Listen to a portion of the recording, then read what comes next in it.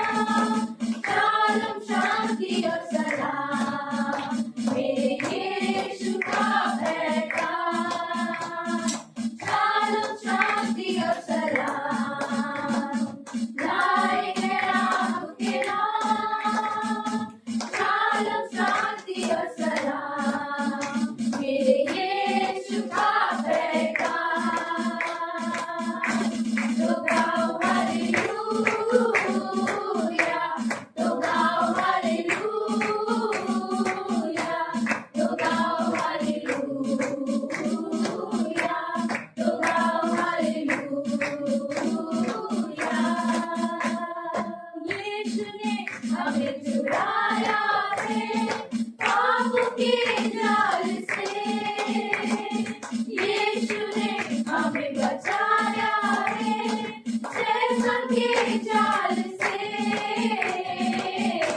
तो गाओ हालेलुया, तो गाओ हालेलुया, तो गाओ हालेलुया, तो गाओ हालेलुया, तो गाओ हालेलुया, तो गाओ हालेलुया, तो गाओ हालेलुया, तो गाओ हालेलुया।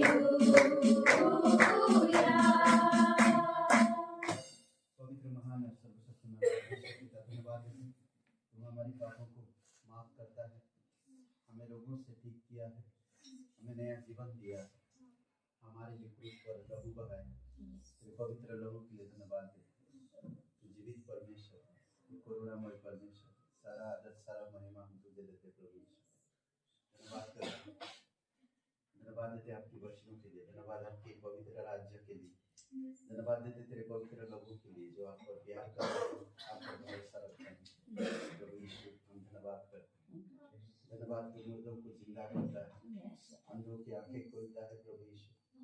धन्यवाद करते भटके लोगों को सही राह दिखाता है, नरक से लोगों को बचाता है पिता, अधर्म से लोगों को छुड़ाता है और उन्हें बड़े काम के लिए तैयार करता है। धन्यवाद देते प्रभु यीशु, तेरी जय जयकार में महिमा करते हैं।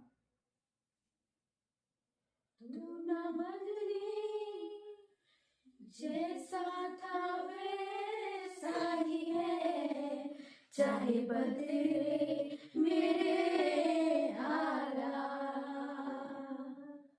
तू नहीं मेरे हमेशा ही है, तू जाने मेरी हर बात।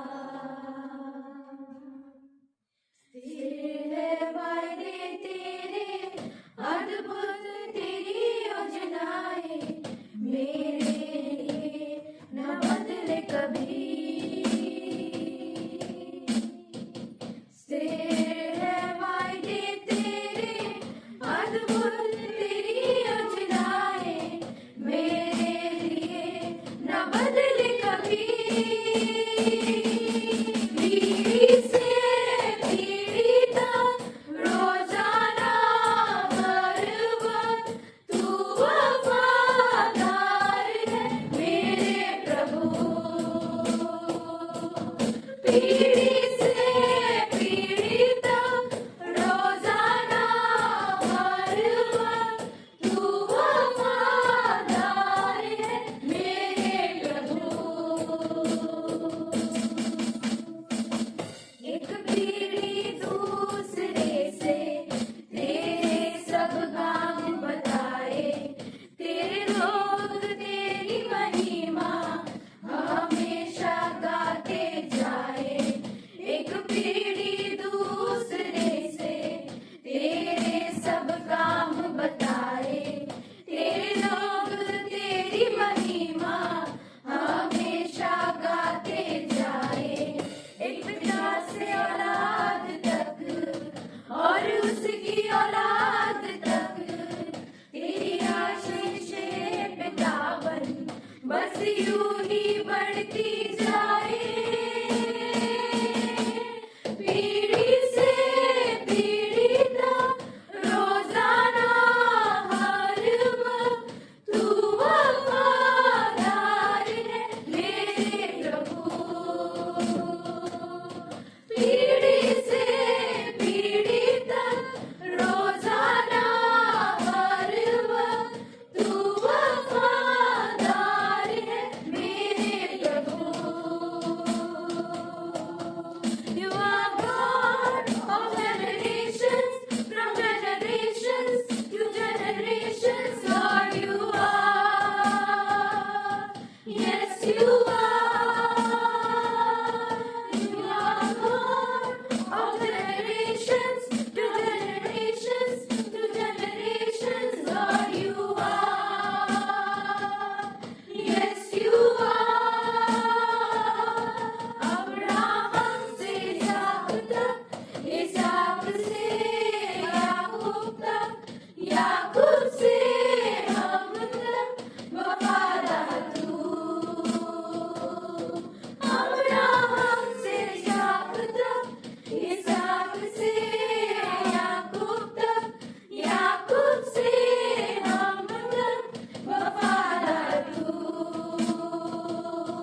पीढ़ी से पीढ़ी तक रोजाना हर वक्त तू वफादार है मेरे प्रभु। पीढ़ी से पीढ़ी तक रोजाना हर वक्त तू वफादार है मेरे यीशु। तेरा प्रेम और भलाई, तेरी करुणा और सच्चाई है हम पर, हमारे घर पर प्रभु तूने ठहराई। तेरा प्रेम और भलाई, तेरी करुणा और सच्चाई है हम पर, हमारे घर पर प्रभु तूने ठहराई।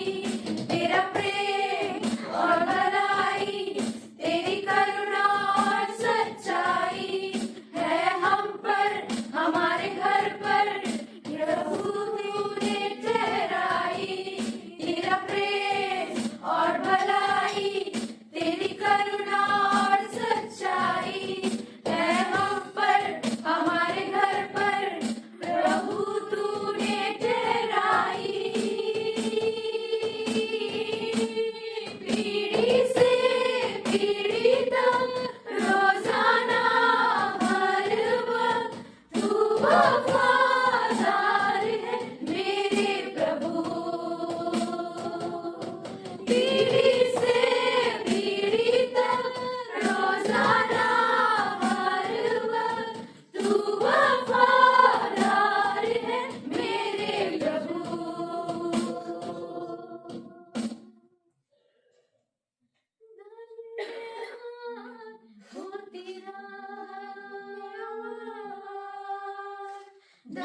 धन्यवाद हो तेरा,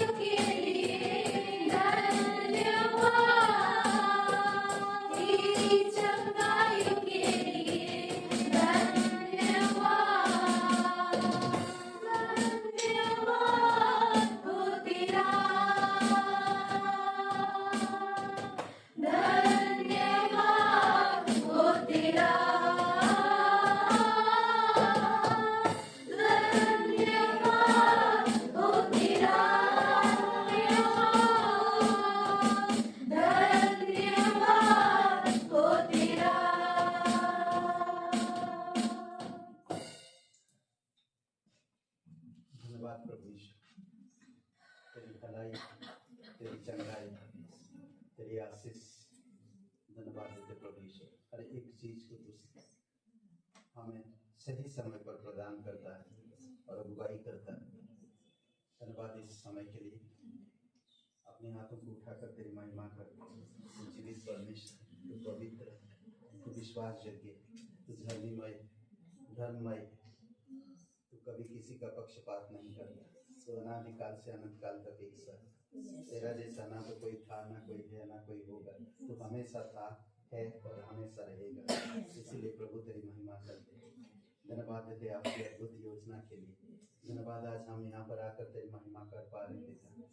सच्चा और जीवित परमेश्वर, अभिषेक करो पिता तेरे पवित्र आत्मा के द्वारा, तेरी इच्छा अनुसार अगुवाई करो। धन्यवाद देते यीशु मसीह के नाम से मांगते हैं, आमीन। जय मसीह। ओके, तो कुछ सूचनाएं हैं तो आप देख सकते हैं। ओके, और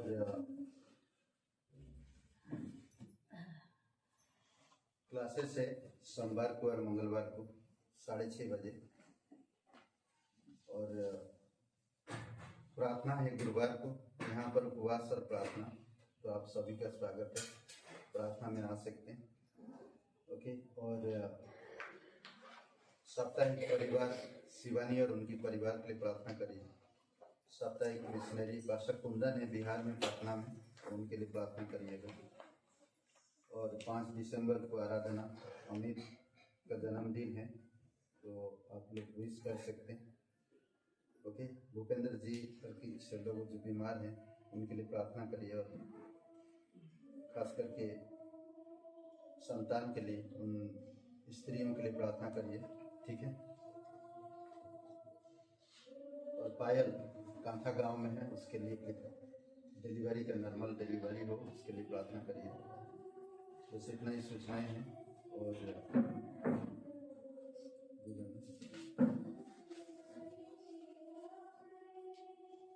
बस इतना ही है। और आइए थोड़ा प्रार्थना करते हैं, उसके बाद फिर एक गीत है। पिता परमेश्वर, हम तेरी उपस्थिति में आते हैं। तू करुणामय परमेश्वर, सारा आदर सारा महिमा हम तुझे देते पिता। आने वाली इस महीना में तू अद्भुत तरीके से अगुवाई कर पिता। क्रिसमस प्रोग्राम के लिए लोगों को प्रोत्साहन कर पिता। हमें एक फल की जरूरत है प्रभु यीशु। पूरे कलीसिया विश्वास के साथ तेरे दया के सिंहासन के पास आते हैं।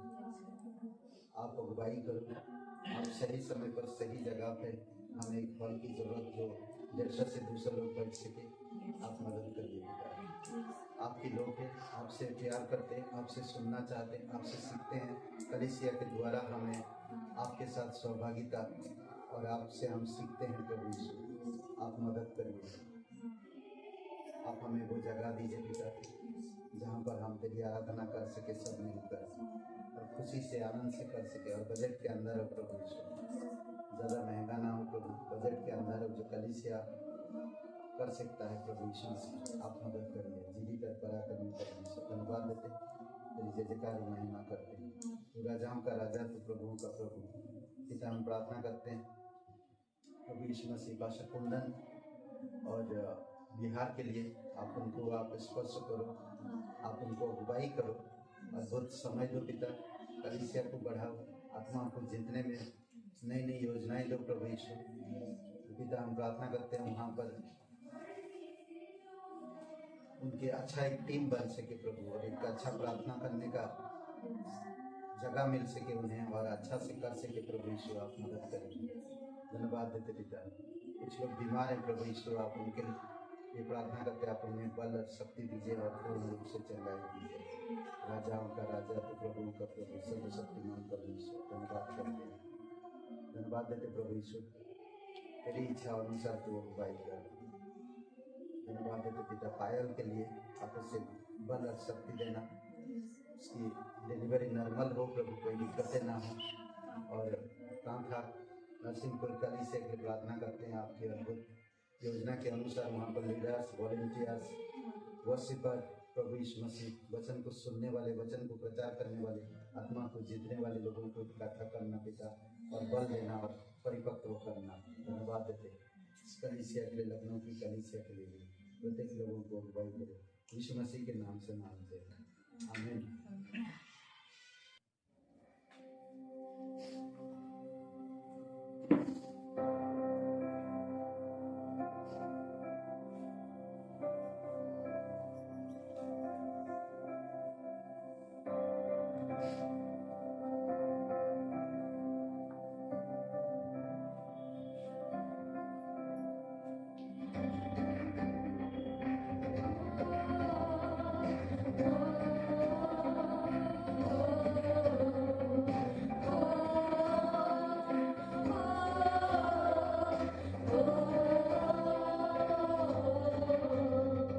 अनुग्रह का तेरे प्रभु, कैसे मैं वर्णन करूं, समझ से परे तेरा प्रेम, कैसे बखान मैं करूं। अनुग्रह का तेरे प्रभु, कैसे मैं वर्णन करूं, समझ से परे तेरा प्रेम, कैसे बखान मैं करूं। तेरी दया का जो पहला होता, मैं गाऊं उठा के आवाज, मैं जो कुछ भी आज हूँ, तेरे अनुग्रह से हूँ।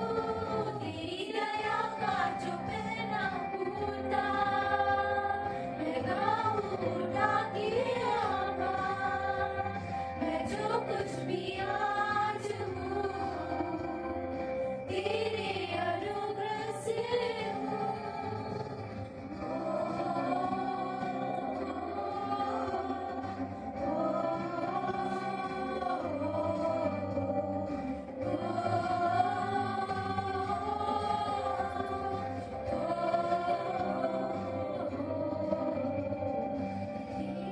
फजल है पिता,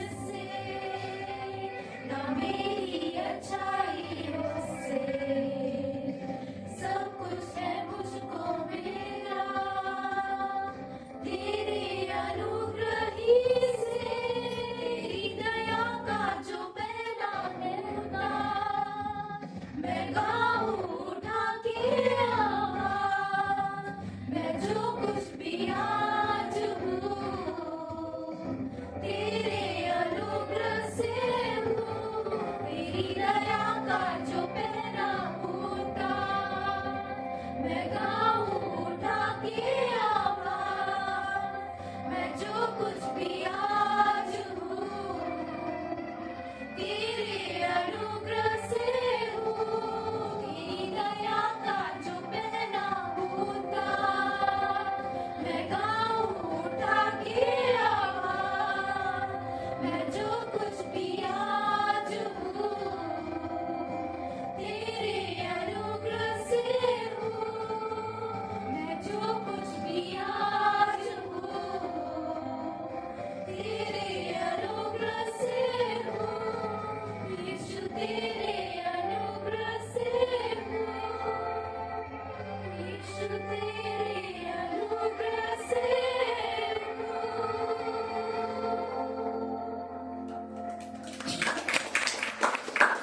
पढ़ते हैं दूसरा कुरिन्थियों का 9 अध्याय वचन 7। हर एक जन जैसा मन में ठाने वैसा ही दान करे, ना कुर्सी से ना दबाव से, क्योंकि परमेश्वर हर्ष से देने वाले से प्रेम रखता है। ओके, तो ये कहानी आप जानते हो उत्पत्ति के 4 अध्याय में ना, दोनों को परमेश्वर ने, कैन और हाबिल को, दोनों को परमेश्वर ने बुलाया। और उनको जब बुलाया तो उनमें अब जब आप पढ़ेंगे, हम लोग पढ़ते हैं थोड़ा, जब आप पढ़ेंगे उसमें कुछ पता नहीं चलेगा कि कौन सही कौन गलत है, कुछ पता नहीं चलता ना। ऊपर से आप देखेंगे तो दोनों सेम है, कुछ फर्क नहीं। फिर कैन को रिजेक्ट किया और हाबिल को ग्रहण क्यों किया? जब आदम अपनी पत्नी हवा के पास गया तब उसने गर्भवती होकर कैन को जन्म दिया और कहा, मैंने यहोवा की सहायता से एक पुरुष पाया है। फिर उसने उसके भाई हाबिल को भी जन्म दिया। हाबिल भेड़ बकरियों का चरवाहा बन गया, परंतु कैन भूमि पर खेती करने वाली किसान बना। कुछ दिनों पश्चात कैन यहोवा के पास भूमि की उपज से कुछ भेंट ले आया, और हाबिल भी अपनी भेड़ बकरियों के कई एक पहलौठे बच्चे भेंट चढ़ाने ले आया और उसकी चर्बी भेंट चढ़ाई। तब यहोवा ने हाबिल और उसकी भेंट को तो ग्रहण किया, परंतु कैन और उसकी भेंट को ग्रहण न किया। तब कैन अति क्रोधित हुआ और उसके मुंह पर उदासी छा गई। तो इसमें फर्क क्या है? कैन भाई जो काम कर रहा था, हम लोग अलग अलग काम करते हैं, हम जो काम करते उसी में से हम परमेश्वर को भेंट देंगे। उस समय कैन जो काम कर रहा था वही काम में से उसने परमेश्वर को भेंट दिया। करेक्ट? सोचिए थोड़ी समय के लिए। और हाबिल भी भेड़ बकरियों को चराने वाला था, तो उसी में से परमेश्वर को भेंट दिया। ऊपर से देखेंगे तो कुछ लग रहा नहीं, दोनों ने भेंट लेकर आए, बट परमेश्वर एक का भेंट को ग्रहण किया, एक का भेंट को ग्रहण नहीं किया। ऐसा क्यों? करे थोड़ी समय के लिए सोचिए। जो कुड़कुड़ा के देते हैं, जो दिखावे से देते हैं, परमेश्वर उनको रिजेक्ट कर देते हैं। एक कहानी है, दो व्यक्ति स्वर्ग पहुंच गए, जैसे कैन और हाबिल। दो व्यक्ति स्वर्ग पहुंच गए, और स्वर्ग में जैसे पहुंचे, एक गरीब था एक अमीर था। गरीब व्यक्ति को स्वर्ग में स्वागत करे तालियों के साथ, बहुत ही आदर मान के साथ। जब धनी व्यक्ति देखा कि इस गरीब का इतना अच्छा से स्वागत हो रहा है, तो मैं तो अमीर हूँ, मैं तो बहुतों को दान दिया, बहुतों का घर चलाता हूँ, बहुतों को जॉब में रखा हूँ, बहुतों के लिए मैं बहुत कुछ किया हूँ। वो मन ही मन सोच रहा है। पर जब उसका बारी आया तो दूत ने कहा कि इसको नरक में डालो, आग की झील में। तो वो रोने लगा और वो परेशान हुआ, और वो कहा कि मैंने गरीबों को दान दिया, मेरे अंदर बहुत से लोग जॉब करते हैं और वो लोगों का घर चलता है, मैं बहुतों के लिए बहुत कुछ किया। तो वो दूत ने कहा, तुम किया सही है, पर तुम्हारे अंदर ईर्ष्या और घमंड भरा हुआ है। तुम दूसरों को दिखाने के लिए करता था, इसीलिए तुम्हें रिजेक्ट किया जाता। कैन भी उनमें से एक था। जो कुड़कुड़ा के देते हैं, खुशी से नहीं देते, तो उनको परमेश्वर रिजेक्ट करता है। अब खुशी से दो परमेश्वर की राज्य के लिए। परमेश्वर आपसे नहीं मांगता। दाऊद कहता है मैं कौन हूं और मेरी प्रजा क्या है। सब कुछ प्रभु आपको देता है और उसी में से हम आपको देते हैं। इस देश में, इस शहर में, इस धरती पर हम परदेसी है। हमारा स्वदेश स्वर्ग है। तो इसीलिए हमें कुड़कुड़ा के नहीं, खुशी से परमेश्वर को देना चाहिए। आइए प्रार्थना करते हैं। जीवित और पराक्रमी परमेश्वर, धन्यवाद देते तेरा जैसा और कोई नहीं, क्योंकि तूने अपने बेटे को स्वेच्छा पूर्वक इस धरती के लिए भेज दिया और क्रूस पर बलिदान होने दिया, ताकि लोग प्रायश्चित कर सके। लहू से हमारे पापों की क्षमा होती, हमें शुद्धता मिलती है। हमारे लिए किसी ने क्रूस पर बलिदान किया, उसके लिए हम आभारी दिल से धन्यवाद देते हैं। प्रत्येक लोगों को अगुवाई करो, उनकी हृदय आत्मा, उनके पारिवारिक जीवन में, उनकी आयु पाय में बढ़ोतरी करो पिता। और प्रत्येक लोगों को हर्ष के साथ देने में आप मदद करो, क्योंकि हर्ष से देने वालों से आप प्रेम करते हो, और आप जिससे प्रेम करते हो प्रभु उन्हें आप ब्लेसिंग भी करते हो। धन्यवाद देते, तेरी स्तुति महिमा करते, यीशु मसीह के नाम से मांगते हैं, आमीन।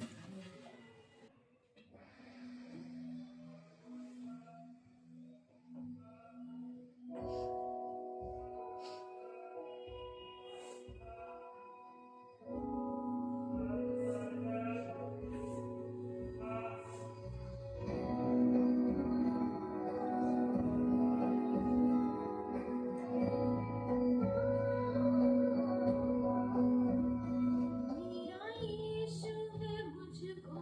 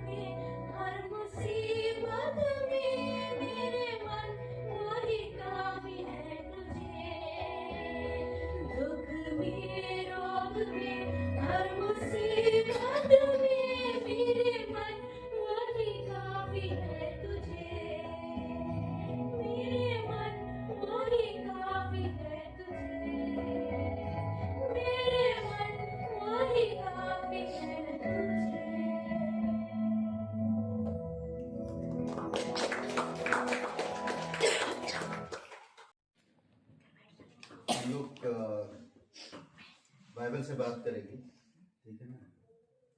हाँ, बाइबल से बात करेंगे। हाँ,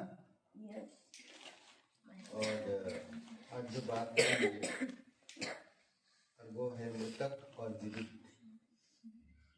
मृतक तो भी जीवित, मृतक तो भी जीवित। आइए दो वचन पढ़ते हैं। इफिसियों का 2 अध्याय वचन 1 और कुलुस्सियों का 3 अध्याय वचन 7। ठीक है। उसने तुम्हें भी जिलाया जो अपने अपराधों और पापों के कारण मरे हुए थे। ओके। इफिसियों का 2 अध्याय वचन 1, कुलुस्सियों का 3 अध्याय वचन 7। ठीक है। हाँ, और तुम भी जब इन बुराइयों में जीवन बिताते थे तो इन्हीं के अनुसार चलते थे, प्रार्थना करते। जीवित और पराक्रमी परमेश्वर पिता, तू सच्चा है, तू अनुग्रहकारी और करुणामय परमेश्वर। तेरा जैसा कोई नहीं है। तू जीवित है, तू धर्मी है, तू सब कुछ करता है पिता जो और कोई नहीं कर सकता। इसलिए तेरी महिमा करते हैं। यीशु मसीह के नाम से मांगते हैं।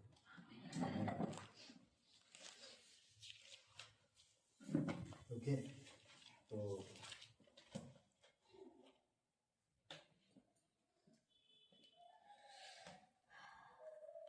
क्या बात करें?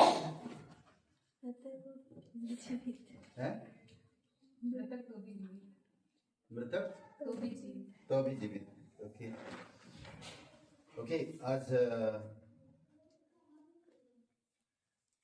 क्या हुआ? हम संदेश में है ना जी। ओके। ठंडी लग रही सबको। सब लोग के अंदर यही है। ओके। घर, धरती और स्वर्ग, मृत्यु और जीवन ना, इस चीजों के बारे में सोचना चाहिए। कई सारे ऐसे चीज है जो हम लोग नहीं सोचते हैं। हम लोग इस धरती पर हैं जब तक उसके बारे में ज्यादा सोचते हैं और स्वर्ग के बारे में कम सोचते हैं। हमें ज्यादा सोचना चाहिए। परमेश्वर भजन संहिता 126 और वचन 3 में कहता है, यहोवा ने हमारे साथ बड़े बड़े काम किया, तो हम लोग दुखी होते रहेंगे। नहीं, परमेश्वर हमारे लिए बड़े बड़े काम किया है तो हम लोग दुखी होते रहना चाहिए।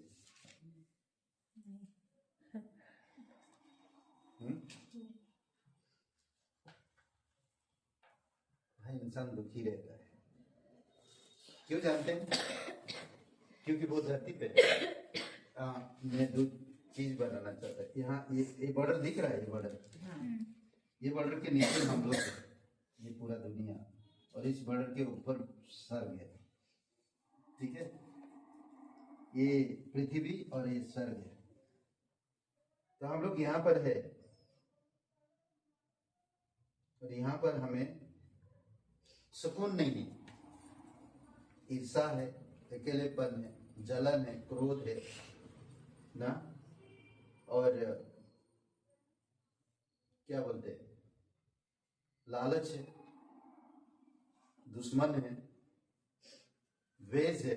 द्वेष मतलब क्या बोलते हैं, एक दूसरे में बैर रखना ना, बीमार है और मौत भी है।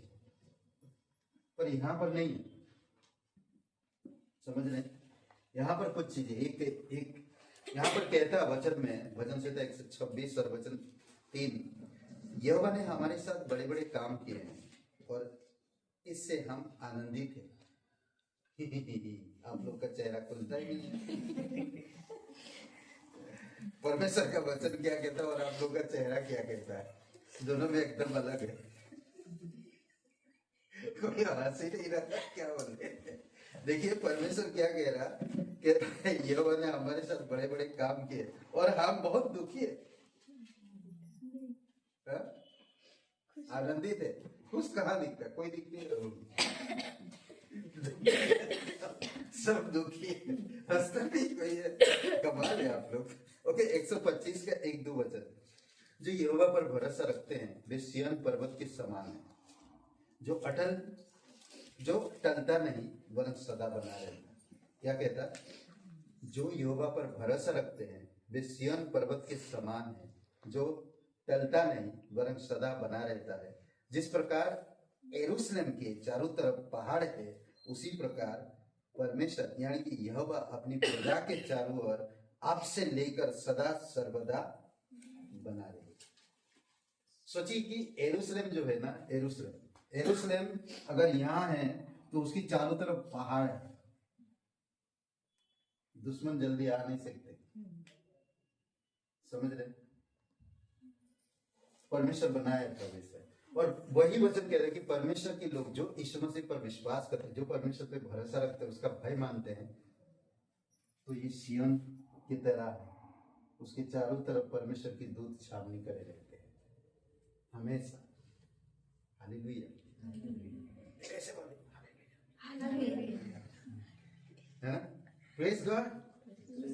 परमेश्वर की ये अद्भुत योजना है। आज आप और मैं कहाँ था? यहाँ पर नहीं है। कहाँ पर है? यहाँ पर है। समझ रहे? हम लोग यहाँ नहीं है, आप यहाँ पर है। तो इसलिए यहाँ के बारे में मत सोचो। भले आप यहाँ पर जीवन जी रहे हो शरीर से, फिजिकली, पर आप स्पिरिचुअली सोचिए, यहाँ पर है आप उपस्थित, तो इसके बारे में सोचना चाहिए। यहाँ पर दुख नहीं, दर्द नहीं, ईर्षा नहीं, जलन नहीं, लालच नहीं, क्रोध नहीं, झगड़ा नहीं, अकेलेपन नहीं, बीमारी नहीं, मृत्यु नहीं। ये जीवन है और ये मृत्यु है। यहाँ की चीजों में भी आप मरेंगे। यहाँ पर रिश्ते नाते बहुत सी चीजें हैं, पर सब कुछ मृत्यु है, मरण सा। और जब आप यहाँ से छोड़ दोगे ना, कोई भी साथ नहीं देगा, कोई भी नहीं। पर यहाँ आप मरो मत, यहाँ जीवन है, यहाँ मरो मत। मरने के जैसा काम मत करो। यहाँ पर हम मरने के जैसा काम करते थे और मर रहे थे। यहाँ पर वो काम मत करो जो यहाँ पर करते थे, यहाँ पर मत करो। अगर आप यीशु मसीह में हो तो आप यहाँ के कामों को त्याग दो पूरी तरह से। समझ रहे हैं? कुछ चीजें हम लोग देखेंगे। एक फैमिली है, 2 पति पत्नी और 2 बच्चे हैं, और बड़ा खुश रहते वो लोग, आनंदित रहते। तो 5 लोगों ने उस घर को बर्बाद करना चाहते थे। 5 लोगों ने षड्यंत्र रचा, कहा कि इनकी खुशी मिटा के रहेंगे, इनके अंदर लड़ाई पैदा करेंगे, इनके अंदर ईर्ष्या पैदा करेंगे, इनके अंदर लालच पैदा करेंगे। समझ रहे? तो 5 लोग कौन कौन थे? अकेलेपन, क्रोध, लालच और क्या बोलते, उदासी और लड़ाई। या लड़ाई के दूसरा शब्द है घमंड। समझ रहे हैं? ये लोग षड्यंत्र रचा कि इस घर में फूट डालेंगे। तो पहले अकेलेपन गया उस घर के अंदर, एक दरवाजे से गया, दूसरे दरवाजे से बाहर चला गया। बोलते मैं 1 मिनट भी रुक नहीं सकता वहां पर, भाई मेरे बस की बात नहीं है। तो वो निकल गया, क्योंकि उनके अंदर प्रेम, पति पत्नी बच्चों के अंदर प्रेम। बोलता अकेलेपन कोई वहां है ही नहीं, सवाल ही नहीं होता है, मेरा तो रहना बेकार है वहां। एक दरवाजे से गया, दूसरी दरवाजे से निकल गया। फिर क्रोध, बोला मैं तो छोड़ूंगा नहीं, मैं तो जाऊंगा ही। क्रोध गया और क्रोध भी रुक नहीं पाया। ऐसे करके सभी लोग गए, कोई भी टिक नहीं पाया, उनको हिला नहीं पाया। क्यों जानते हैं? क्योंकि उनके बीच में परमेश्वर की आत्मा थी। वो खुश थे, वो आनंद थी। वो लोग यही गाते थे भजन संहिता 126 वचन 1, जब यहोवा सिय्योन से लौटने वाले को लौटा ले आया तो वह सपना देखने वालों से हो गई। दूसरा वचन, तब वह आनंद से हंसने और जय जयकार करने लगे। तब जाति जाति के बीच में कहा जाता था, यहोवा ने इनके साथ बड़े बड़े काम किए हैं, यहोवा ने हमारे साथ बड़े बड़े काम किए हैं, इससे हम आनंदित हैं।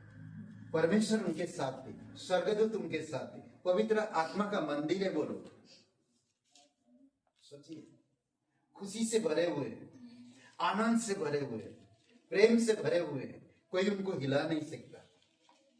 उसी प्रकार मसीह के अंदर भी होना चाहिए, विश्वासी लोगों के अंदर होना चाहिए, जो लोग परमेश्वर पे भरोसा करते हैं। सोचना चाहिए कि परमेश्वर आपको यहां से जलन, ईर्ष्या, मृत्यु, लड़ाई झगड़ा, बीमारी, परेशानी, दर्द, भूखमरी, कई सारी चीजें, अभाव, घटी, कमी, इन जगह से आपको बड़े काम करके यहां पर लेकर आया ताकि आप खुशी से रह सके। जानते हैं यहां पर क्यों ये सब प्रॉब्लम आया? सबसे पहली बात, रोमियो का 5:12 देखते हैं। परमेश्वर की ओर से हम सब मृतक हैं। परमेश्वर की नजर में हम सब मरे हुए थे। हम सब के सब मृतक थे। कैसे? देखिए, रोमियो का 5 और वचन 12, बहुत प्यारा वचन है ये।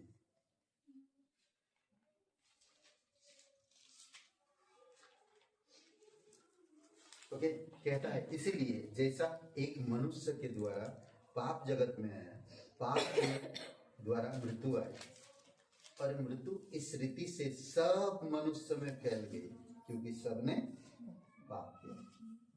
जो भी पीढ़ी आएगा यहाँ पर, जो भी पीढ़ी आएगा, सब कई मरेंगे।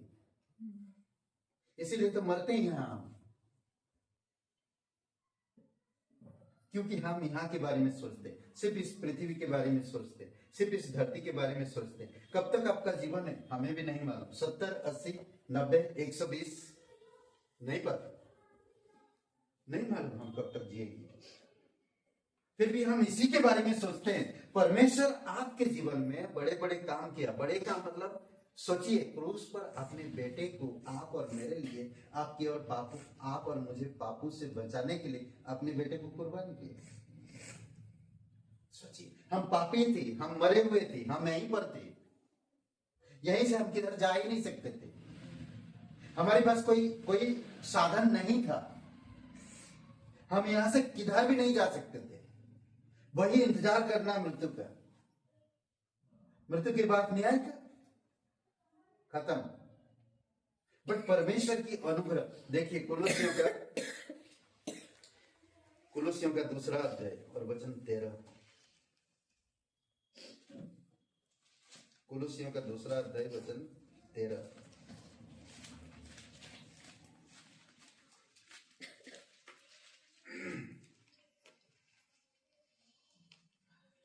कहता है, उसने तुम्हें भी जो अपने अपराधों और अपने शरीर की खतनारहित दशा में मुर्दे थे, उसके साथ जिलाया और हमारे सब अपराधों को क्षमा किया। ना सोचिए, हम मरे हुए थे, हम बिल्कुल मरे हुए थे, अपराधों से, पापों से हम मिट गए थे। कोई वह आशा नहीं था, कोई हमारा भविष्य नहीं था, कोई हमसे प्यार नहीं करता था। हम पापी थे, अपराधी थे, क्रोध के संतान थे। हम इस जगह के, यहाँ की, समझ रहे हैं? सोचिए थोड़ी समय, मैं कौन था? नहीं यहाँ का था, पर परमेश्वर कहता उसके साथ, किसके साथ? यीशु के साथ तुम्हें भी जिलाया और तुम्हारे सारे अपराधों को क्षमा किया। अब आप यहां से यहां पहुंचे, यहां पर यहाँ पर शांति है, आराम है, प्रेम है, दया है, करुणा है, जीवन है, आशा है, दर्द नहीं, दुश्मन नहीं, बीमारी नहीं, मृत्यु नहीं। समझ रहे हैं? यहां से आपको यहां लेकर आए। अद्भुत है, अद्भुत है। अभी मैंने एक कहानी बताई थी ना, जानते हैं वो दो व्यक्ति, लूका का आई थिंक 18 अध्याय में दो व्यक्ति, एक लूका 18 में एक व्यक्ति अपने आप को दिखाता है।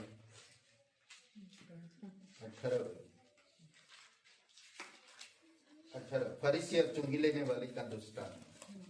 यहाँ पर दो व्यक्ति है। उसने उनसे जो अपने ऊपर भरोसा रखते थे कि हम धर्मी हैं और दूसरे को तुच्छ जानते थे, यह दृष्टांत कहा। जो लोग अपने आप को धर्मी कहते थे और दूसरों को दुष्ट समझते थे,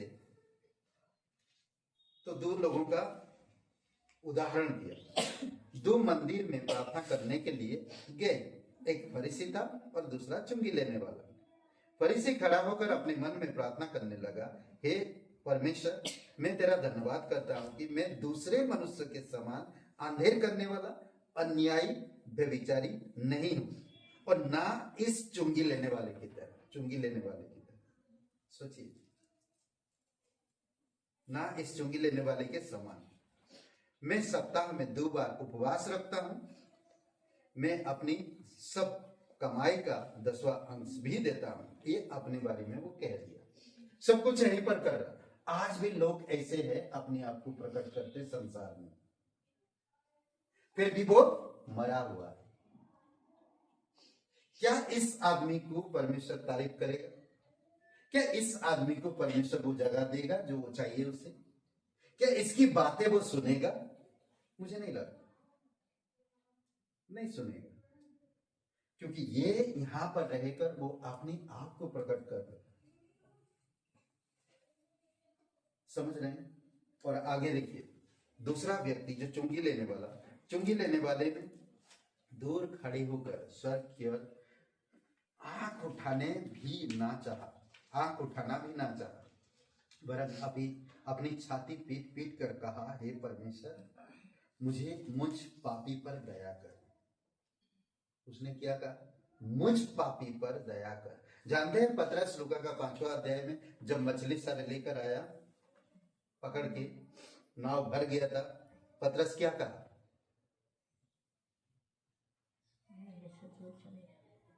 क्या कहा पतरस ने? क्या? बहुत सारे मछलियां लाए थे। हाँ? क्या कहा?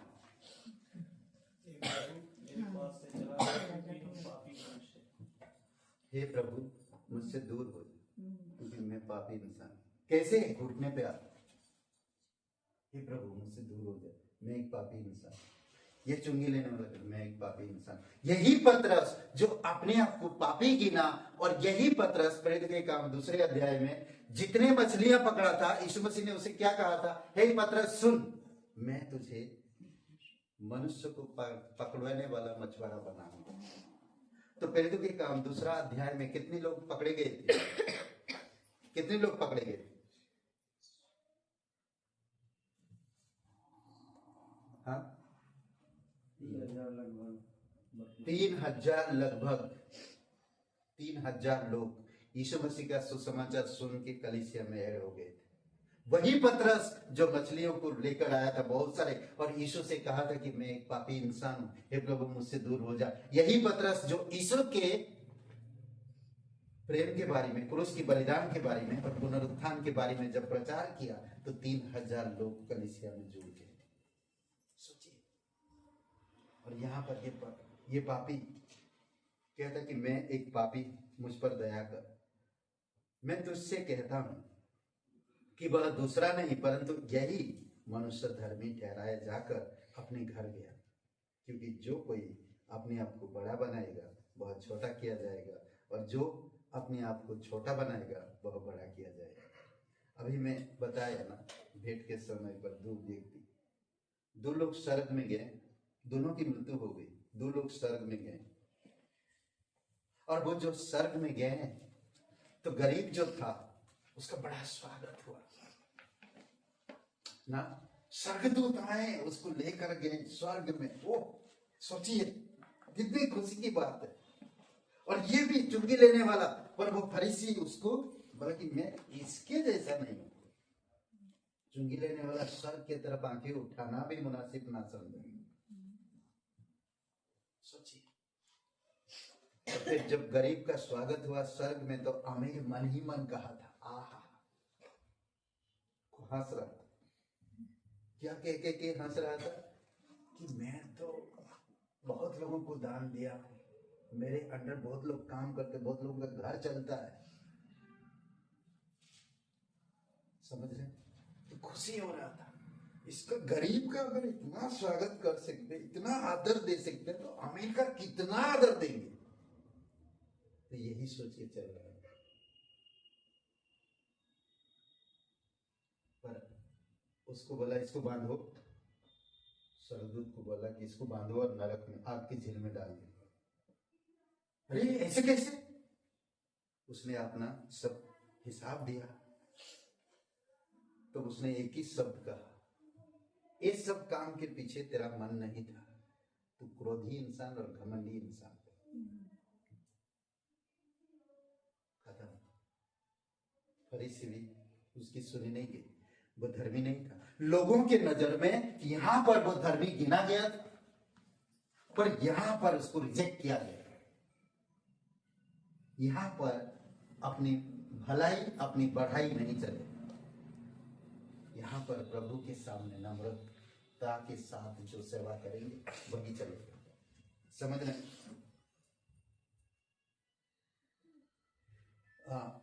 कभी कभी परमेश्वर आपको मुझे बहुत सारी चीजें सिखाता है, ताकि हम इस धरती पर रहते हुए यहाँ की आदत यहाँ पर दिखा सके।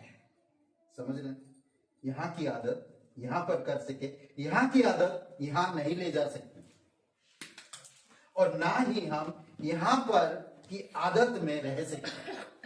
अगर आप एक बार यीशु मसीह पर विश्वास किए हैं, तो आपको यहाँ की आदतों में मत चलो, आपको यहाँ की आदतों में चलना, यहाँ पर रहकर। समझ रहे? जब तक आप यहाँ पर हो, तब तक आपको यहाँ की आदतों में निर्णय लेना होगा।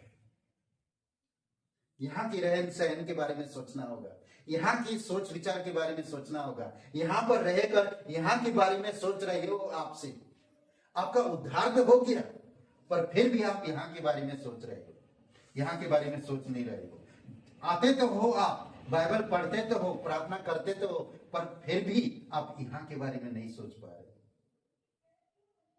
मुझे जब उद्धार मिल गया, तो मुझे यहाँ की चीजों के बारे में नहीं सोचना। ओके, आगे पढ़ते हैं।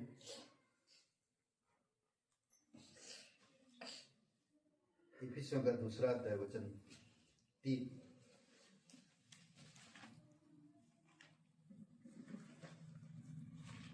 इफिसियों का दूसरा अध्याय वचन 3। इनमें हम भी सबके सब पहले अपने शरीर के लालसाओं में दिन बिताते थे, और शरीर और मन की इच्छा पूरी करते थे, और अन्य लोगों के समान स्वभाव से क्रोध की संतान थे। यही बात, यहाँ पर हम सब कुछ आदतें थी। कैसे दिन बिताते थे? हमारी लालसाओं में दिन बिताते थे, शरीर की भावनाओं के अनुसार, अपनी इच्छा के अनुसार हम जो चाहते थे वो करते थे। यहाँ पर जब आप यीशु मसीह पर विश्वास कर लिए, तो आपकी मन की इच्छाएं नहीं चलेगा, आपकी स्वभाव नहीं चलेगा। समझ रहे? यहां पर आप हो, पर यीशु पर विश्वास करने के बाद ये सारी चीजें अब नहीं चलेगा, बिल्कुल नहीं। समझ रहे हैं? शरीर की लालसाओं में दिन बिताते थे, और शरीर और मन की इच्छा पूरी करते थे, और अन्य लोगों के समान स्वाभाविक से क्रोध की संतान थे। पर यीशु मसीह आपको क्रोध से प्रेमी का संतान बनाया। यहां पर हम क्रोध की संतान थे, पर जब आप यीशु मसीह पर विश्वास किए तो आप प्रेमी पिता का संतान बन गए। तो अब आपको क्रोध में नहीं बल्कि प्रेम में जीने का प्रयास करना चाहिए। समझ रहे? एक दूसरे को प्रोत्साहन करो। कोई हो सकता पैर से लेकर कमर से लेकर पैर तक नहीं चल पाता, कोई हो सकता आंखों से नहीं देख सकता, कोई हो सकता कानों से नहीं सुन सकता। आप सुनने का, आप देखने का, आप चलने का प्रयास करें। 2 लोग हॉस्पिटल में एडमिट थे, एक पैर से चल नहीं सकता, उठ नहीं सकता, मतलब कमर से लेकर पैर तक पैरालाइज था। पैर था मगर वो चल नहीं सकता। समझ रहे? और एक कैंसर पीड़ित, सेम उम्र थी दोनों का, सेम रूम में रहते थे, दोनों बेड थी। एक टहल सकता था, उसकी बीमारी नहीं दिखता था। एक पड़ा रहता था, टहल नहीं सकता था, चल नहीं सकता था, कुछ देख नहीं सकता था, खिड़की के पास जा नहीं सकता था, सिर्फ बोल सकता था, देख सकता था, सर घुमा सकता था, पर उठ के जा नहीं सकता था। दूसरे बगल में एक है, उसको कैंसर था और वो चल सकता था, बोल सकता था, देख सकता था, और हर दिन वो उठ के खिड़की के पास जाता और कहता है, वाह क्या समुंदर है, नीला पानी है, पक्षी उड़ रहे हैं, बच्चे गार्डन में खेल रहे हैं। यही सब बातें करता था और फिर आकर लेट जाता। ऐसा बहुत दिन तक करता और उसकी बात वो जोर जोर बोलता और उसकी बातें वो जो पैरालाइज वो सुनता था। वो हमेशा बोलता था कि सिस्टर डॉक्टर को बोलो मृत्यु का इंजेक्शन दे दे, मुझे मार डालो, मैं नहीं जीना चाहता। वो जीने की इच्छा खो दिया, जीने की इच्छा ही नहीं था उसे, मौत का इंजेक्शन लगाने के लिए कह रहा है। पर जब उस कैंसर व्यक्ति की बातें सुनता था तो उसके अंदर प्रेरणा मिलता था, कस मैं भी देख सकता, कस मैं चल सकता, मुझे जीना है, मुझे किसी भी हाल में जीना है, मुझे यहां से ठीक होना है, मुझे चलना है। उसकी बातें सुन रहा था, उसकी बातें सुनकर उसको प्रेरणा मिलता था। समझ रहे? और फिर एक दिन जब जागा वो व्यक्ति, तो वो बेड खाली था, बगल वाले बेड खाली था, उसकी आवाज नहीं सुनाई। तो सोचा वो कि शायद उसको टेस्ट के लिए या कुछ सच के लिए या टेस्टिंग के लिए लेकर गए होंगे, चेकअप के लिए। तो शाम को नहीं आए, दूसरा दिन सुबह नहीं। उसकी आवाज गूंज रहा था पर वो सुनाई नहीं दे रहा, उसकी मन में गूंज रहा था। और फिर सिस्टर को पूछा कि सिस्टर ये बगल वाला बोलता उसका डेथ हो गया, मर गया। पर उसकी आवाज उसको जीने का इच्छा उत्पन्न करके गया। उस आदमी की आवाज, वो मर गया पर उसकी आवाज उस आदमी को देकर गया। क्या सुबह सुबह कह रहा था, वाह क्या समुंदर है, नीला पानी है, नीला आसमान है, पक्षी उड़ रहे हैं, बच्चे गार्डन में खेल रहे हैं। वो बातें उसको प्रेरणा दे रहा है और वो चला गया। उसकी आवाजों में दम था, उसकी आवाजों में, वो भले मर चुका था पर उसकी आवाज इसके कानों में गूंज रहा था। उसी आवाज से उसको प्रेरणा मिला और उसी प्रेरणा से उसको जीवन जीने का ताकत मिल रहा है। और वो धीरे धीरे उसका पैर सुधरने लगा, फिर एक पैर वो उठाने लगा, वो बैठने लगा, और फिर धीरे धीरे चलने लगा। और फिर एक दिन जब ठीक हुआ, वो चलकर वो खिड़की के पास गया और खिड़की खुला तो सिर्फ काला एक दीवार था, ना तो समुंदर था ना तो पक्षी उड़ रहे थे और ना तो बच्चे खेल रहे थे। और जो व्यक्ति ये बातें बोला था उस व्यक्ति को प्रोत्साहन देने के कुछ भी नहीं था। खिड़की के झांक के देखा उसने, कुछ भी नहीं था। एक काला दीवार था, टूटी फूटी दीवार। बस सोचिए, मरते मरते भी किसी को प्रेरणा देकर चला गया। उसी प्रकार आपको मुझे भी परमेश्वर, हमारी मृत्यु था पर वो मरते मरते भी आपको मुझे जीवन देकर गया, ताकि हम उसकी आज्ञा पर जब चलते हैं, उसकी मार्ग पर जब चलते हैं, उसकी विचार जब हम लेते हैं, उसकी प्रेरणादायक शब्दों को जब अपने अंदर लेते हैं, तो हमें बल मिलता, हमें शक्ति मिलता, हमें स्वर्ग के बारे में, यहाँ के बारे में समझने का ज्ञान होती, समझ होता, और यहाँ की आदतें हमारे अंदर आती। वो सब कुछ देकर गए पवित्र बाइबल में प्रभु यीशु मसीह। ये सारी चीजें देकर गए, समझ रहे, ये सारी चीजें देकर गए, ताकि आपको इस धरती पर जीने का एक अवसर मिले और आप यहाँ की आदतों को यहाँ पर दिखा सके। कई सारे लोग आपके साथ भी हैं, उनको प्रेरणा मिले आपके जीवन से, आपकी वातावरण से, आपकी स्वभाव से, आपकी आदत से। आप यहाँ की आदत डालें ना। तीसरी बात हम चलते हैं, मसीह मृतकों को जीवित करता है। जानते हैं आप, मसीह यीशु मसीह जीवितों को जीवित करता है। पाप में जीवित और क्रियाशील, इफिसियों का 2:3 में जो हम लोग पढ़ा है, पाप में जीवित क्रियाशील, यानी कि मैं यहां पर हूं, मैं क्रोध का संतान हूं, पर जब मैं यीशु मसीह पर विश्वास किया, मैं प्रेमी का संतान बन गया और अब मैं यहां पर हूं, तो मेरे अंदर पापी स्वभाव है, पर मेरा अंदर जीवन की क्रियाशील चलता है। समझ रहे हैं? जीवन की क्रियाशील मतलब कि मैं उद्धार पाया हुआ हूं, उस उद्धार के बारे में स्वर्ग की यानी कि परमेश्वर की स्वभाव में चलने के लिए प्रयास कर रहा हूं, जीवन की स्वभाव में चलने के लिए प्रयास कर रहा हूं। क्या कह रहा है? इफिसियों का 2 अध्याय और वचन 3 में कहता कि तुम सब के सब पहले अपने शरीर की लालसाओं में दिन बिताते थे, शरीर और मन की इच्छाओं में पूरी करते थे, इच्छा ये पूरी करते थे, और लोगों के समान स्वभाव ही से क्रोध की संतान थी। अब जब हम यीशु मसीह पर विश्वास किए, हम क्रोध की संतान हैं, अब हम परमेश्वर की संतान कहलाते हैं। जब हम परमेश्वर की संतान कहलाते, अब हम अपनी मन की इच्छा और शरीर और मन की इच्छाओं में नहीं चलते। अब हम परमेश्वर की इच्छा अनुसार चलना चाहते हैं। हम वचन के आधार पर जीवन बिताना चाहते हैं। हम जीवन की क्रियाशील को लाना चाहते हैं इस मृतक संसार में। समझ रहे हैं? इसीलिए गाली बकना छोड़ दो। गाली जो बकता है क्रोध की संतान। गंदी बातें करना छोड़ दो, झूठ बोलना छोड़ दो, बेईमानी करना छोड़ दो, दूसरों को सताना छोड़ दो।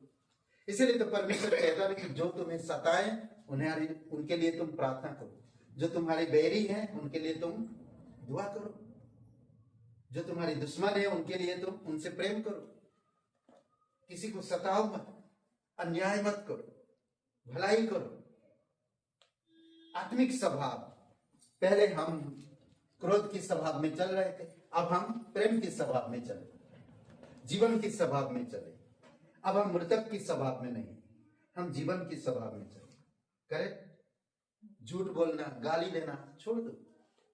आपस में, परिवार में भी, पति पत्नी में जब गुस्सा आता, गाली निकल आता है, सही बता रहे, पूरा गाली शब्द आता है। जब क्रोध आता है, आदमी लोग खास करके, कई सारे स्त्रियां भी होते हैं, आपस में प्रेम दो, गाली मत, झूठ मत बोलो, एक दूसरे को प्रेरणा दो, प्रेरणादायक शब्द कहो, जीवन की शब्द ना वो कहो। ओके, मसीह मृतकों को जीवित करता है, आपको मुझे भी जीवित किया, और आपको मुझे वो सामर्थ भी देता है। यह ना 5:21 में, जैसा पिता मरे हुओं को उठाता और जिलाता है, वैसे ही पुत्र भी जिन्हें चाहता उन्हें जिलाता है। आपको मुझे चाह, बहुत से लोग हैं आज लखनऊ शहर में, आपको मुझे चाह कि आपको जीवन मिले और वो जीवन आप दूसरों को बांट सके, वो जीवन आप जी सके जो जीवन आपको मिला। समझ रहे? यहां पर जाकर हम कोई भी स्वभाव बदल नहीं, आदत नहीं डाल पाएंगे।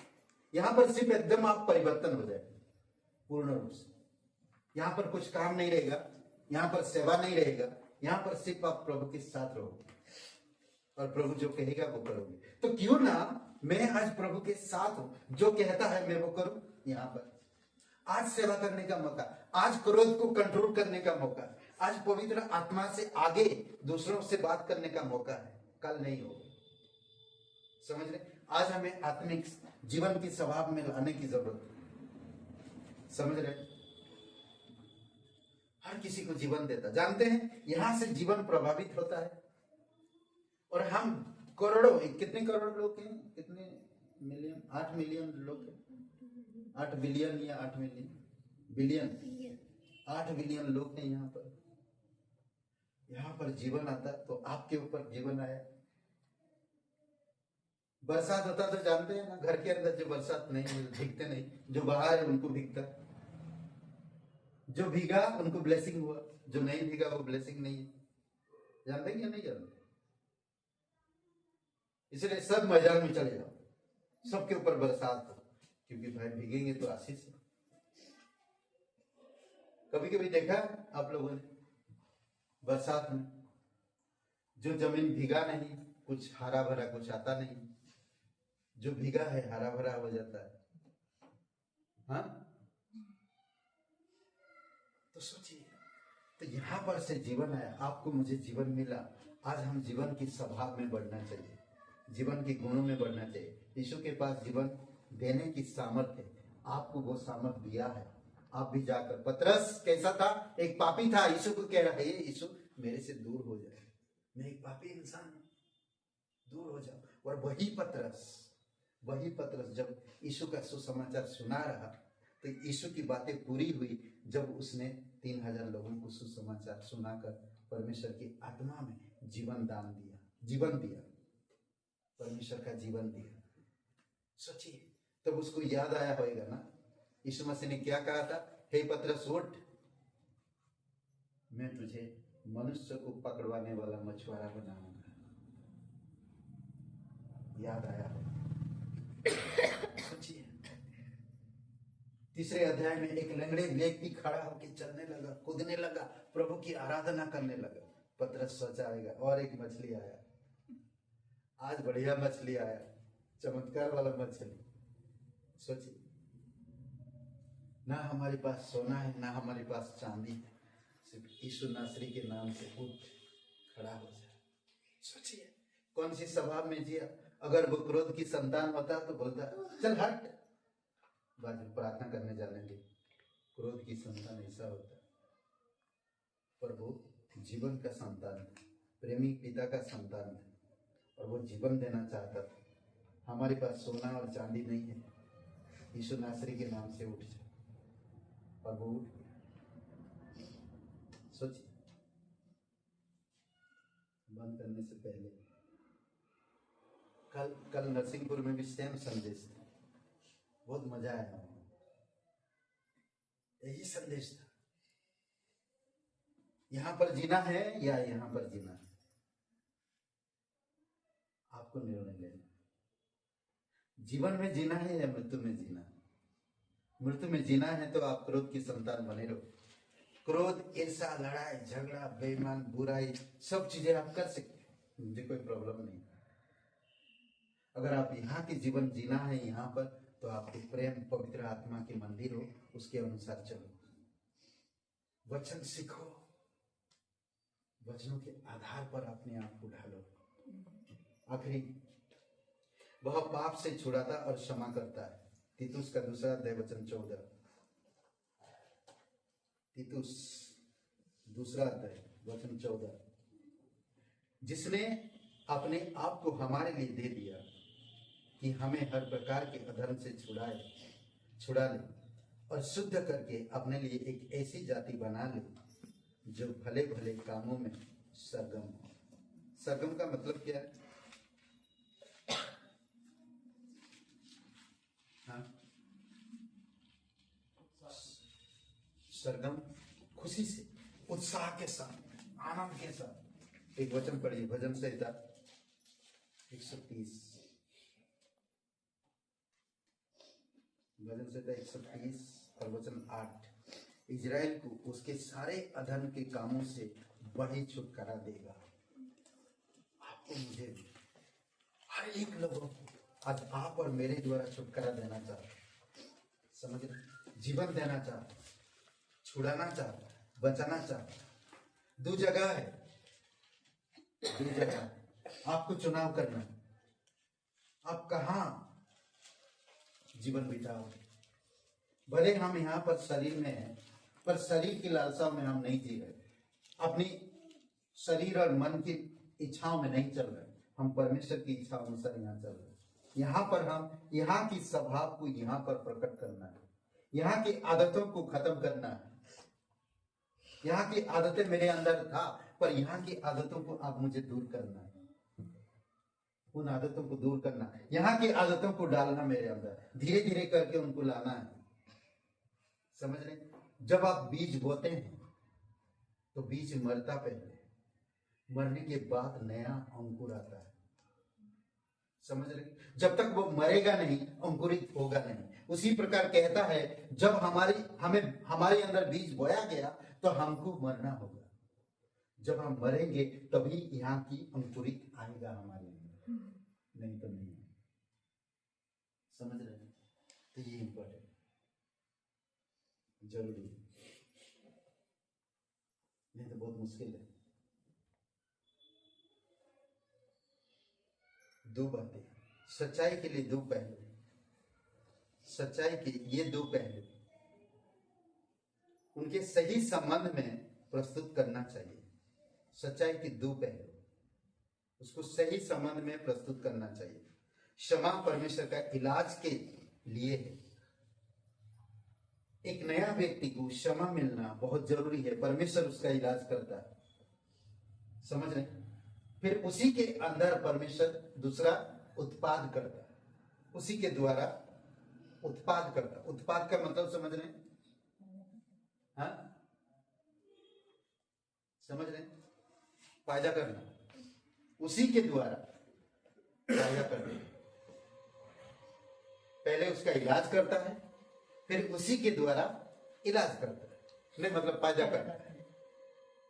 अद्भुत है ना? ये परमेश्वर की दो सच्चाई है। पहले मुझे चुना, फिर मेरे द्वारा दूसरों को चुना, आपको चुना, आपके द्वारा दूसरों को चुना।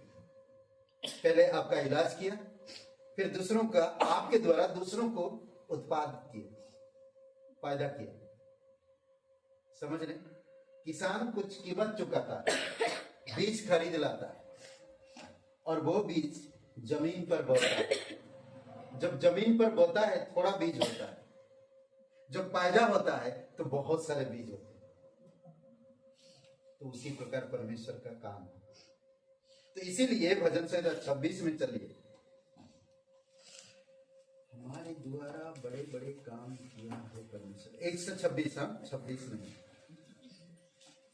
126।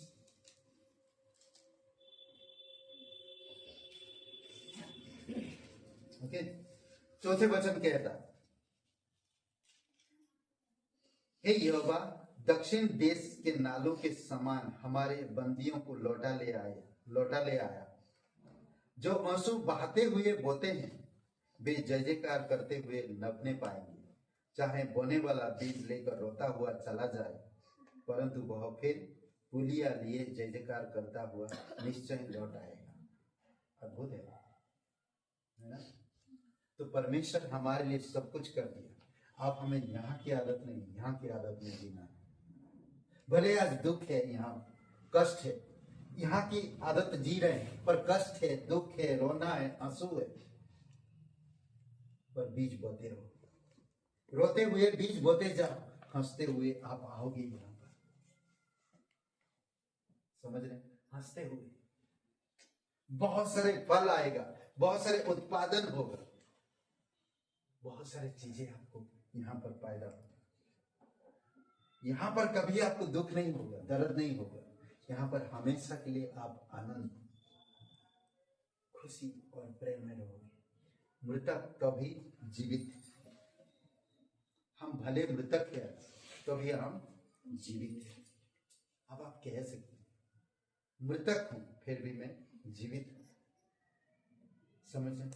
लोग मुझे सता रहे, कई बार मेरी इच्छा से मैं चलता, कई बार मैं गंदे बातें कर देता हूं, कई बार मैं लोगों से लड़ाई कर लेता हूं, मैं कई बार क्रोध होता हूं, कई सारी चीजों में मैं गिर जाता हूं, फिर भी परमेश्वर उठाता और मुझे यीशु के साथ बैठाता। जानते हैं हम यहाँ पर रहते, जब यहाँ पर बैठ नहीं सकते, यहाँ पर परमेश्वर ने यीशु को यहाँ से आपके पास भेजा।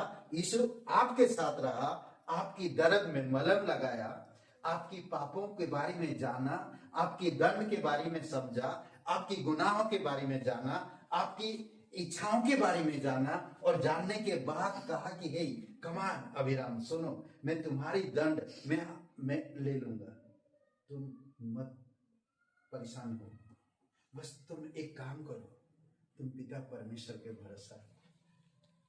मैं तुम्हारे सारे दर्द, बीमारी, तकलीफ, दंड, पाप, अपराध, गुनाह सब कुछ में सहने के लिए तैयार।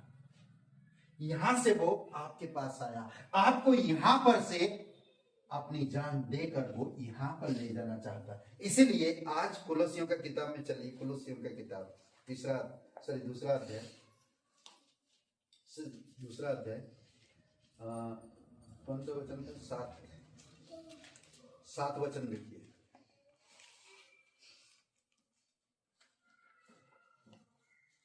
7 या 13, 7 क्या बोलता है? तीसरा अध्याय वचन 7, पहले 6 वचन पढ़ते। इन्हीं के कारण परमेश्वर का प्रकोप आज्ञा ना मानने वालों पर पड़ता है, और तुम भी जब इन बुराइयों में जीवन बिताते थे तो इन्हीं के अनुसार चलते थे, पर अब तुम भी इन सब को अर्थात क्रोध, रोष, भेदभाव, निंदा और मुंह से गालियां बकना ये सब बातों को छोड़ दो। एक दूसरे से झूठ मत बोलो, क्योंकि तुमने पुराने मनुष्य तत्व को उसके कामों समेत उतार डाला। क्लियर है? यीशु मसीह कहा तुम्हारी पुरानी आदतों को उतार फेंको, नई आदत को पहन लो जो मैं दूंगा। समझ रहे? और वो नया आदत हमारे अंदर डाला, और वही नया आदत आज हमें लागू करना और आगे बढ़ाना। फिर देखिए, इसीलिए परमेश्वर के चुने हुए लोगों के समान जो पवित्र और प्रिय है, बड़ी करुणा और भलाई और दीनता और नम्रता और सहनशीलता धारण कर लो। इन्हीं सब चीजें, और यदि किसी को किसी पर दोष देने का कोई अवसर कारण हो तो एक दूसरे की सह लो और एक दूसरे के अपराध क्षमा करो, जैसे प्रभु ने तुम्हारे अपराध क्षमा किए वैसे ही तुम भी करो। समझ गए? यहां से यीशु मसीह आपके पास आया, आपको क्षमा किया, और आज आपको यहां से यहां ले जाता है। और जब तक आप यहां पर हो तब तक आप यदि क्या करो? दीन, दया, क्षमा, नम्रता, प्रेम, करुणा, इन सब चीजों में बढ़ो। अगर किसी को दोष लगाना भी हो तो सह लो। यही परमेश्वर की आदत। यीशु मसीह ने कहा कि मैं जहां रहूं तुम वहां रहो। यहाँ पर नहीं, यहाँ पर आप यहाँ पर बारे में सोचो। आज हम इस धरती पर मृतक है फिर भी जीवित। किसके साथ? यीशु के साथ। आमीन। आइए बात। पिता परमेश्वर, हम धन्यवाद देते, आपकी स्तुति महिमा करते। राजाओं का राजा तो प्रभुओं का प्रभु, सर्वशक्तिमान परमेश्वर, दयालु और करुणामय परमेश्वर, प्रत्येक भाई बहनों को अभिषेक करो। तेरी इच्छा, तेरी दया और तेरी कृपा के अनुसार आप ले जाओ पिता। धन्यवाद देते पिता। हम प्रार्थना करते हैं, कोई भाई बहन हैं आप नहीं जानते इस जीवन के अंत के बाद कहाँ आना पिता है, रोमियो का 5:12 कहता है कि हर एक मनुष्य के द्वारा पाप जगत में आया और पाप के द्वारा मृत्यु आई, और मृत्यु इस रीति से फैल गया है कि सब मरते हैं, क्योंकि सब ने पाप किया है। इसी कारण से हम पाप के कारण हम मरते हैं, और मरना परमेश्वर से अलगाव लेकर आता है और हम नरक में जाएंगे। पर परमेश्वर प्रेमी पिता परमेश्वर हमारे लिए एक योजना बनाया कि हम पापों से प्रायश्चित करें और नरक से बचें।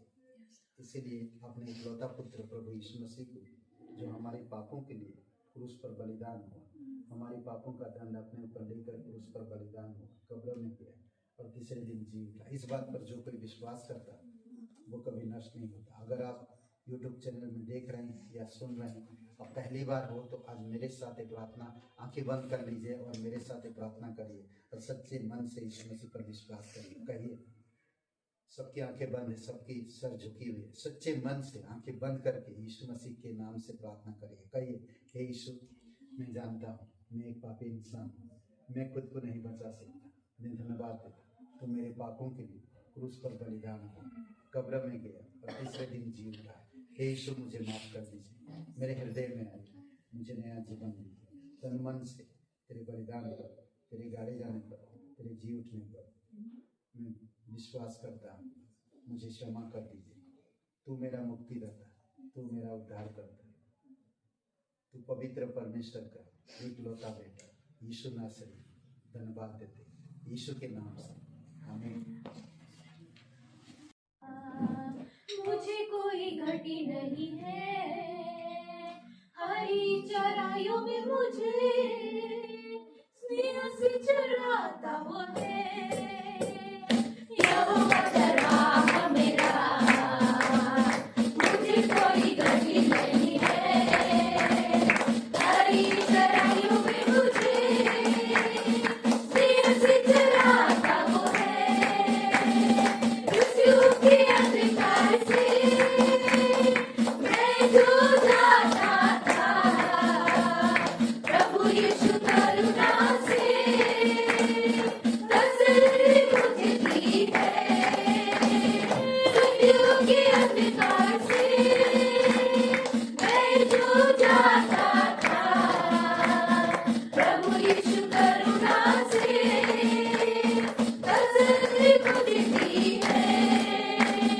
यहोवा चरवाहा मेरा, मुझे कोई घटी नहीं है, हरी चराइयों में मुझे सिया से चराता वो है।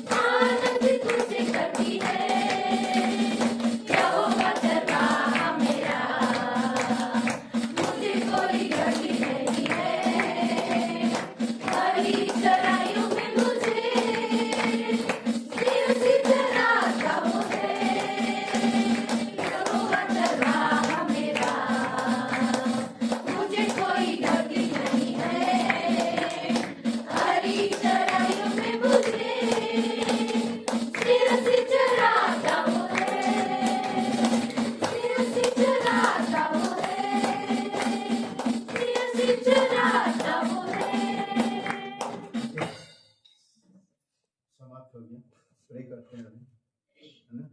पिता परमेश्वर प्रभु यीशु से हम धन्यवाद देते पिता, आपकी पवित्र वचन के लिए, आपकी आत्मा के लिए, आपके पवित्र लोगों के लिए, आपके नाम को ऊंचा करते हैं। तू चंगाई देने वाला परमेश्वर, अपने हाथों को उठाकर तेरा धन्यवाद करते हैं। तू जीवित है, तू अनुग्रहकारी है, तू करुणामय परमेश्वर, प्रत्येक लोगों से प्यार करता है। तू हमें भले कामों के लिए छुड़ाया है। प्रभु यीशु, हम भले काम में बढ़े। सर की आदतें, प्रेम की संतान, प्रेमी पिता की संतान की आदतों को हम इस धरती पर दिखा सके। प्रभु यीशु, हम मनुष्य को पकड़वाने वाला मछुआरा बन सके। आप हमें मदद करिए पिता, सुसमाचार लोगों तक पहुंचा सके, क्योंकि उसमें जीवन है। प्रभु यीशु, आपने हमें उत्पाद करने के लिए या बढ़ाने के लिए या विकसित करने के लिए आप हमें चुना है। प्रभु यीशु, हमारे द्वारा उत्पाद हो सके। प्रभु आप मदद करिए। जीवित और पराक्रमी परमेश्वर, तेरी जयकार करते, राजाओं का राजा तो प्रभुओं का प्रभु, धन्यवाद देते। कोई बीमार है प्रभु, आप उनको स्पर्श करो। कोई संतान की जरूरत है, किसी का कोर्ट केस चल रहा है, प्रभु यीशु आप मदद करिए। बहुत सारे लोगों को खाने पीने की प्रॉब्लम हो रहा है, लोगों की जॉब, प्रभु यीशु से आप सहायता करिए, सुरक्षित रखिए और आप उनको भला और चंगाई दीजिए पिता। आप उनके साथ रहिए, हम उनका धन्यवाद देते यीशु नासरी के नाम से मांगते हैं। आमीन आमीन।